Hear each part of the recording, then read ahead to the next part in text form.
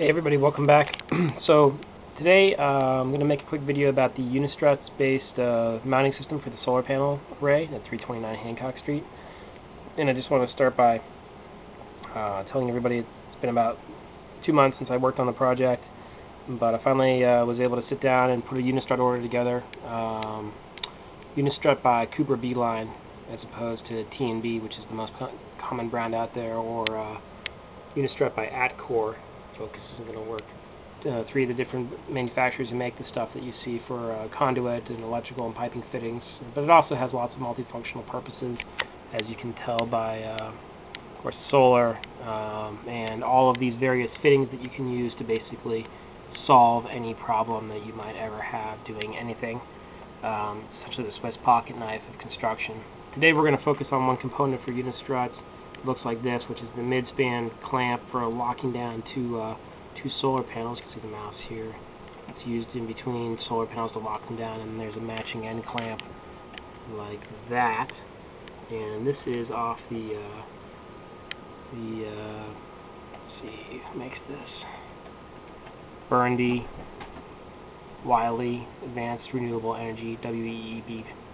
So today we're going to build this, and basically what this is the solar panels here, and then there's a left-right Unistrut 1 inch right there, and we're going to skip this piece here.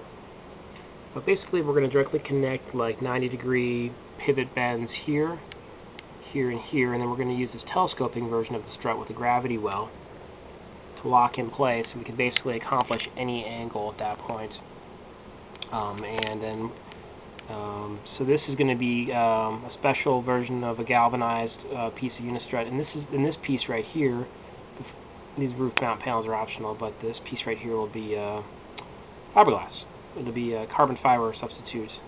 So this will all be essentially metal except for this piece right here, and then we'll ground it out properly using bedding. So let's see if I can find a picture of what this should look like when it's done. Should look something like this, and then we'll invent a mounting situation for our roof when the time comes. Of course, it'll be different on 329 Hancock, but you can see all the panels lined up here on the Unistrut. They're using the 2-inch Unistrut. We'll be using the 1-inch. So, basically, if I spin around here, I've got my family room torn apart. You can see my hydroponics project is going on up there. Got everything lined up, and I've got 2 panels set up here, and you can see I've already attached some of the strut.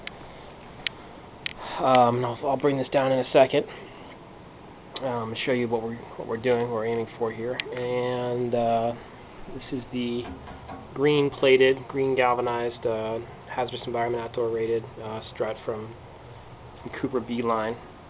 And here are a few more pieces right here that I've specially set up.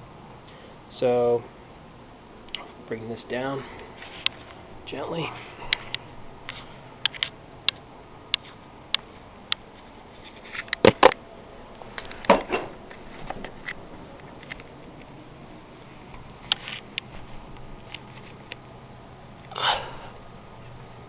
Okay, so just the 2 of them because they're 5 feet by 3 feet, and that'll basically fill up my family room.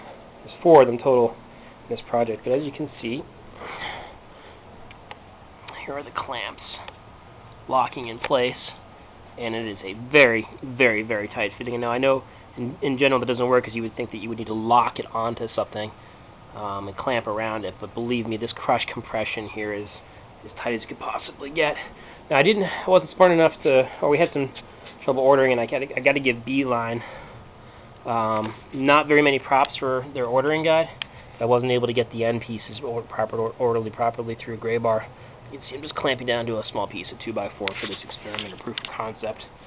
But believe me, there's probably a torque rating in the manual. I probably should check it, but I used a impact tool, and it had no negligible impact on the actual carbon fiber frame on the panel itself. And I torqued that down, and as you can see, they were perfectly happy freestanding there. So there they are, and that's how that works. And when the time comes, we'll either do 2 rows of these, or we'll do a 4 wide, and we'll merge the strut together. You can see the strut right here, 1-inch thick stuff. So let me stand that back up real quick.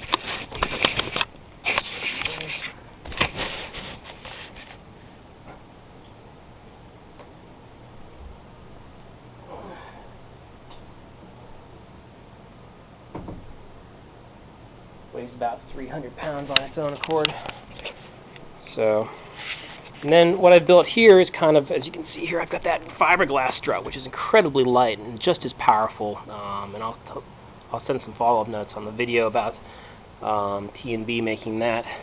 Well, what I've done is I've essentially modeled in an 8-inch wide version what I'm going to do with the 10-foot one behind me. But essentially I've taken this, simulate this piece of strut here as the bottom piece right here. And you can see these 90-degree pivot angles I've bolted onto there haphazardly a little bit at this point. I'm using the 1/4 inch washers and bolts. I should be using 3/8, but when I go to actually mount this in a second I will. That will simulate the front and can pivot for the most part at that angle, giving sufficient clearance between this surface and the ground to be this 6 inches right here for this test. Otherwise I'll elevate it. And then what I've got is I got this specially ordered, interwoven, as you can tell,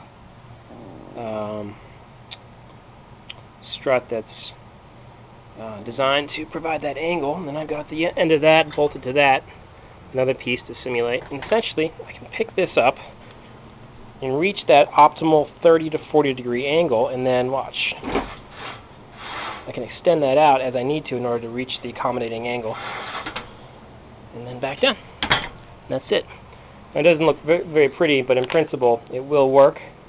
And it will work. And the reason I chose this carbon fiber here is because if it's sitting on the roof system, temporary or permanent, it's not going to be as susceptible to corrosion or exposure to direct extended moisture. Obviously drainage will be a big issue in planning when we get it up there, but merging the fiberglass to the metal, to the steel, not a problem.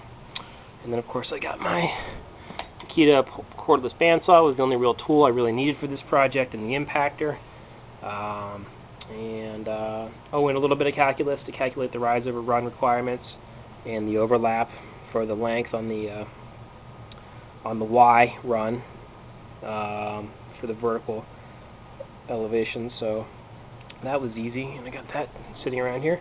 And that's it. So we're going to build it. I'm going to attach this. Now, unfortunately, I have to take this all apart in order to attach it to a wide version of that, but I should be able to build a modular frame that is able to be angled, throughout the year between 30 and 40 degrees to follow the sun in the southern sky over Pittsburgh.